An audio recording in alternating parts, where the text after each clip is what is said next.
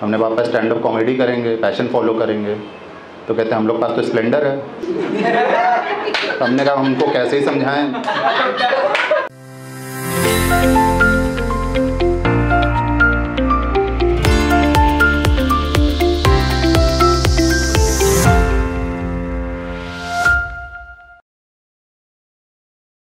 अमित पांडे नाम है, शायरी करते थे, लोगों को पसंद आ रही थी, इज्जत रास नहीं आई, लगा कुछ अलग करें। है कि मेरे घर में फैमिली में हर कोई गुटखा खाता है ऑलमोस्ट। मैं एक नालायक था, नहीं सीख पाया, बाकी हर कोई। और दूसरा, हम लोग बीजेपी पार्टी के बहुत बड़े भक्त हैं, बहुत बड़े, मतलब भक्त वर्ड यूज़ होता है, हम लोग उससे बियॉन्ड चले गए हैं। आपकी रगों में लाल खून बह रहा, हमारे में केसरिया है, चेक कर लीजिए, इतने बड़े भक्त हैं। तो हमारे यहाँ गुटखा भी जो खाया जाता है, आप जिसने ने ध्यान दिया होगा, केसर नाम का एक मसाला आता है। वो सिर्फ इसलिए उसके नाम में केसर है, तो बीजेपी पार्टी का झंडा केसरिया, केसर, मैचिंग, ये भक्ति है हमारी। दिक्कत आ गई जब विमल लॉन्च हो गया। कहीं से रूमर आ गई कि ये जो मसाला है ये बीजेपी पार्टी ने ही लॉन्च किया है। तो अब हमारे घर में टेंशन का माहौल, कैसे क्या करें, क्योंकि 15-20 साल 30 साल से केसर चला आ रहा था। तो लेकिन पार्टी से बगावत नहीं कर सकते थे। तो जैसे आप लोग सिम चेंज करते हो तो पोर्टेबिलिटी के लिए अप्लाई करते हो, हमारे घर वालों ने भी किया कि अब हमें गुटखा पोर्टेबल करना है, चेंज करना है, विमल में जाना है। तो सेम रिप्लाई था वैसे ही, जैसे मोबाइल कंपनी वाले फ़ोन करने लगते हैं क्या दिक्कत आ गई, हमारे अगले ही दिन केसर वालों के बड़े बड़े अधिकारी मिश्रा जी खड़े पापा के सामने कि आए, कह रहे हैं भाई साहब क्या दिक्कत हो गई, मतलब 30 सालों से हमारा रिश्ता चला आ रहा है, क्या हो गया, मतलब क्वांटिटी कम लग रही, नशा बराबर नहीं हो रहा, क्या दिक्कत आ रहा है। तो पापा बोले नहीं मिश्रा जी, क्वांटिटी और क्वालिटी कोई बात नहीं, नशा सा सब बराबर चल रहा है एकदम बढ़िया, कोई दिक्कत नहीं है, लेकिन बस वही बात है कि पार्टीज बगावत नहीं कर सकते।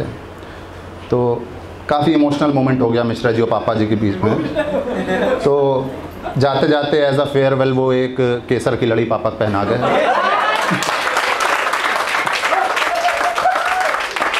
तो पापा ने बहुत रेजिस्ट किया कि नहीं नहीं अब केसर नहीं खा सकते। तो बोले हम समझ रहे हैं आप नहीं खा सकते, लेकिन अगर एक पुड़िया विमल में 2 दाने केसर मिला लेंगे हमारी बात रह जाएगी।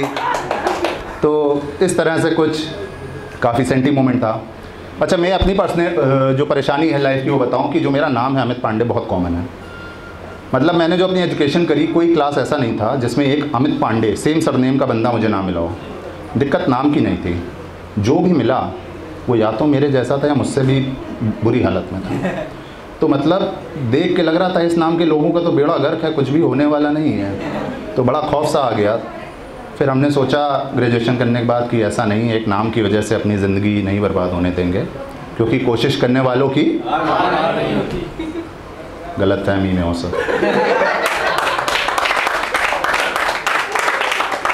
गलतफहमी में होती है यार, हमारी भी हुई। कहीं पढ़ लिया था कि कौन कहता है आसमां में सुराख हो नहीं सकता, एक पत्थर तो तबीयत से उछालो यारो। सीरियस ले लिया हमने। तबीयत ठीक नहीं थी मेरी उस दिन, लेकिन हम फिर भी छत पे चले गए, लिया एक पत्थर उछाला, सुराख नहीं हुआ, पलट के आके मेरी नाक पे लगा।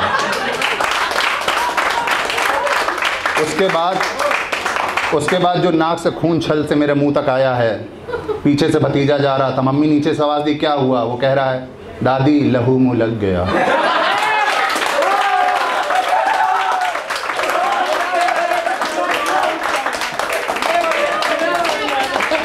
तो ये सीन चल रहा था। उसके बाद एक और हमारे कम्युनिकेशन गैप बहुत है, मतलब आप कोई बात कह रहे हो घर वाले ध्यान ही नहीं देते हैं। मैंने MBA का एंट्रेंस दे दिया, कैट मैंने दिया नहीं, मैट दिया था, बहुत टफ एग्ज़ाम होता है, ऑलमोस्ट सबका सिलेक्शन हो जाता है, मेरा भी हो गया। तो पापा मम्मी बैठे हुए थे, मैंने पापा से कहा पापा मैं MBA करने जा रहा हूँ। कहते जाओ लेकिन रात में जल्दी आ जाना। मतलब कोई ध्यान ही नहीं क्या बोल रहा हूँ, वो अपने विमल में लगे हुए हैं। सबके यहाँ सुबह आप उठते होंगे, गुड मॉर्निंग करते होंगे, या जो भी, पैर तो खैर कोई नहीं छूता है, नमस्ते या गुड मॉर्निंग जो भी चलता हो। हमारे यहाँ देख के बस ऐसे जुबान केसरी नहीं चल रहा है। उसके बाद खैर मैं अपने कॉलेज पहुंचा MBA करने के लिए गाज़ियाबाद में, क्योंकि यहाँ पे अमित पांडे मिलता था, कोई ना कोई जुड़वा वाली फीलिंग थी। वहाँ पहुँचा, पहले दिन इंट्रोडक्शन था, 2 अमित पांडे और थे मेरे अलावा। जो जुड़वा की फीलिंग थी त्रिमूर्ति में कन्वर्ट हो गई। तो एक अमित पांडे तो लगभग मेरे जैसा ही, जो दूसरा था उससे ज़्यादा दुबला बंदा मैंने अपनी ज़िंदगी में नहीं देखा था। उसको देख के मुझे लगा कि दुबला वर्ड आया इसी की वजह से है, वरना शायद ना आता। जो चिकन खाने वाले लोग हैं या खाते होंगे तो वो जानते होंगे कि आपने देखा होगा ना कि रोस्टेड में जो मैरिनेशन होता है, तो बस उसकी स्किन पे मैरिनेशन था और कुछ भी नहीं था। लग रहा था हड्डियों पे बस मसाला लगा दिया गया और कुछ भी नहीं। लेकिन मुझे देखकर बहुत सहानुभूति हुई, मतलब बहुत ख़राब लगा। हमारे कॉलेज में एक दिक्कत है कि ये पूरी फ़ीस एक साथ ले लेते हैं 2 साल की। उसको देख के हमें लगा 2 सेमेस्टर से ज़्यादा नहीं चलना है उसको, तो काफ़ी अंदर लगा मुझे। तो मैं उसके पास गया एज अ सिंपैथी, मैंने हाथ बढ़ाया, फिर मैंने हाथ वापस कर लिया, मुझे लगा दुख जाएगा उसको। तो उसके बाद उसने, मेरे हाथ में पानी की बोतल थी, उसने मांगी, मैंने बढ़ाई फिर वापस ले ली। बोतल पूरी 1 लीटर की थी, मुझे रिस्क लगा, मैंने कहा नहीं, मैंने कहा रुको 1 सेकंड। मैंने बोतल रखी, मैं दौड़ के गया कैंटीन में। वो आपने देखा होगा ना, एक चाय की दुकान पे छोटा वाला डिस्पोज़ल आता है, मैं वो लेके आया, उसको भी मैंने आधा ही भरा, मैंने उसको दिया। कहता ये क्या है? हमने कहा एक साथ मत पीना, एक बड़ी बुरी नज़र से देखा उसने मुझको। मैं उसकी फ़िक्र कर रहा था, मुझे लगा पानी फंस सकता है। फिर मैंने उससे पूछा, उसकी मतलब शरीर को इशारा करके, ज़ोर से बोला भी नहीं जा रहा था उसके सामने, मुझे यही लगा पता नहीं क्या दिक्कत हो जाए। तो मैंने उसको देख के पूछा कैसे? कह रहा क्या? मैंने कहा तो कह रहा है कि गिर गया है ज़्यादा कुछ। हमने कहा हाँ। कह रहे वो कॉलेज आने के लिए थोड़ा गिराया है। मैं लिटरली बताऊँ बहुत सीधा लड़का हूँ, गाली गलौज नहीं करता हूँ। उस दिन समझ में नहीं आया कौन सी गाली दूँ इसको इस बात पर। मैंने कहा कहाँ गिरा दिया? उठा क्यों नहीं लेते दोबारा से?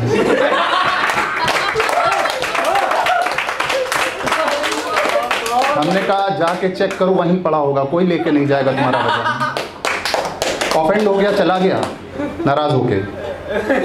खैर MBA ख़त्म हुआ और जैसी एक्सपेक्टेशन थी कहीं जॉब लगी नहीं, तो वही था, पैशन फॉलो करना था। तो घर आ गए, ये लगा, घर वालों ने पूछा कि क्या करोगे? मन में सोच लिया था स्टैंड अप कॉमेडी करेंगे। तो पापा बोले कि क्या सोचा है? हमने पापा स्टैंड अप कॉमेडी करेंगे, पैशन फॉलो करेंगे। तो कहते हैं हम लोग पास तो स्प्लेंडर है। तो हमने कहा हमको कैसे ही समझाएं। तो हमने कहा कि पापा स्टैंड अप कॉमेडी करेंगे, उसमें हम कॉमेडी करते। कहते हैं इसमें क्या होता है? हमने कहा हम लोगों को रोस्ट करते हैं। अब इतना मेरा बोलना था, 2 मिनट का पॉज लिया उन्होंने, मेरी मम्मी को आवाज़ दी, क्षमा तुम्हारा लड़का पिशाच हो गया।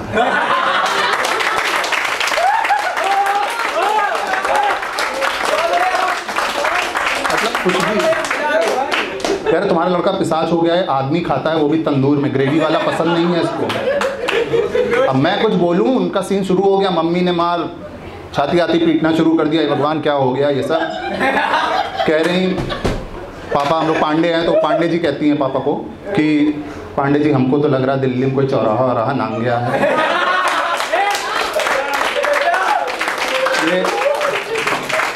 ये लड़का जो अंडा नहीं खाता था इंसान खा रहा है, हमको लग रहा है इसके ऊपर कोई कुछ करा दिया है।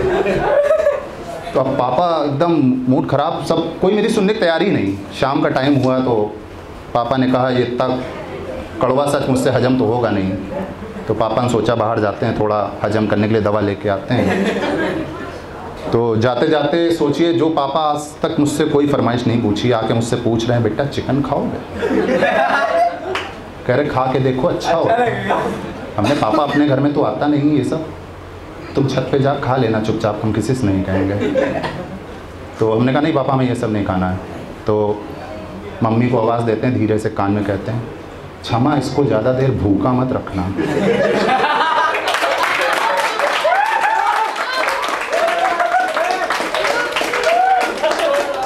बोले हर थोड़ी देर में इसको कुछ खिलाए रहना। दादी की ओर इशारा कर कहते हैं अकेला मत छोड़ना, आसपास ही रहना। अब ये माहौल चल रहा है घर में। मैंने सोचा एक्सप्लेन करूं, लेकिन मम्मी थोड़ी थोड़ी देर में अच्छा अच्छा खाने को लेके आ रही थी। तो मैंने कहा थोड़ी देर पिशाच बने रहते हैं, कोई बुराई नहीं है। फिर पापा अपना कार्यक्रम करके वापस आए। मम्मी आई, बोली राणे जी हमें तो बहुत डर लग रहा है, मतलब लड़का ऐसे बताओ पिशाच हो गया है। अच्छा, मम्मी लोग प्रॉब्लम कितनी भी बड़ी हो लेकिन उनका जो सेंटिमेंट है सेम होते हैं। कह रहे हैं एक तो ब्राह्मणों में लड़की ऐसे ही नहीं मिलती, वैसे 2 दांत निकले वाली लड़की कहाँ ढूंढेंगे इसके लिए। तो उनका रोना वही चल रहा था।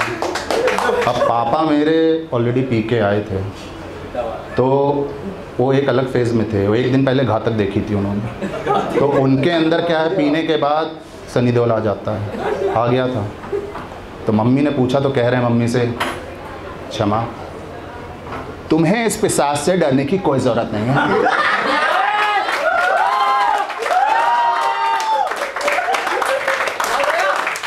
तुम्हें इस पिशाच से डरने की कोई ज़रूरत नहीं है, अब जिएगा वही जो गुर्दा रखेगा।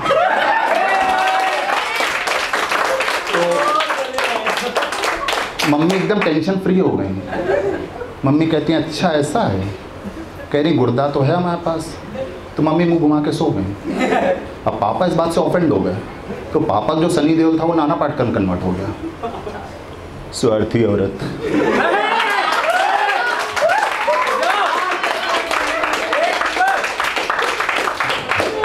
स्वार्थी औरत मुंह घुमा के सो गई। एक सती थी यमराज से अपने पति के प्राण खींच लाई थी। एक मेरी बीवी है, यमराज घर में घूम रहा, मुंह घुमा के सो रही है।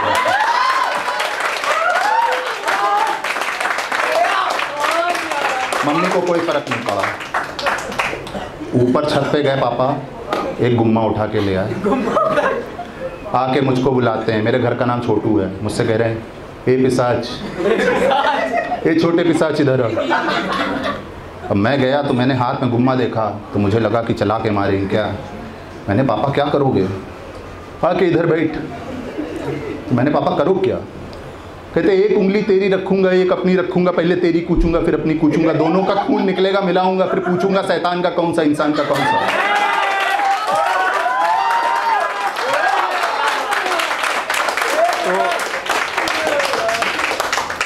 तो मुझे लगा यार ये तो अलग ही फेज़ में है, क्या करें अब।